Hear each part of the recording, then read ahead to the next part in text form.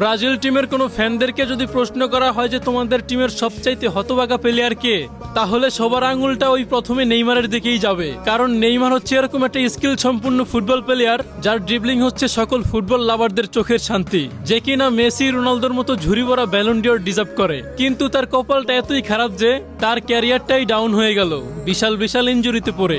Argentina টিমের কোনো ফ্যানদেরকে যদি প্রশ্ন করা হয় তোমাদের টিমের সবচাইতে হতভাগা প্লেয়ার কে, তাহলে সবাই বুক ভরা বেদনা নিয়ে সেই পাওলো দিবালার কথাই বলে ওঠে। কারণ দিবালার ফুটবল খেলা দেখেই সবাই ভেবেছিল দিবালাই হয়তো আর্জেন্টিনার দ্বিতীয় মেসি হবে। কিন্তু তার ভাগ্যের কি নির্মম পরিহাস দেখো, সে 2026 বিশ্বকাপেই চান্স পেল না। আর যদি কোনো ফ্রি ফায়ার লাভারকে প্রশ্ন করা হয় যে ফ্রি ফায়ার গেমের ভিতরে সবচাইতে হতভাগা প্লেয়ার কে, তাহলে আমি নিজেই ফ্রি ফায়ার লাভার হিসেবে বলবো বাংলাদেশ টপ ওয়ানের কথা। কারণ তার স্পোর্টস ক্যারিয়ারে ব্যর্থতার কোনো শেষ নেই। বাকিটা না হয় তার নামে তোমরাই 2 লাইন কিছু বলে যাও কমেন্টে।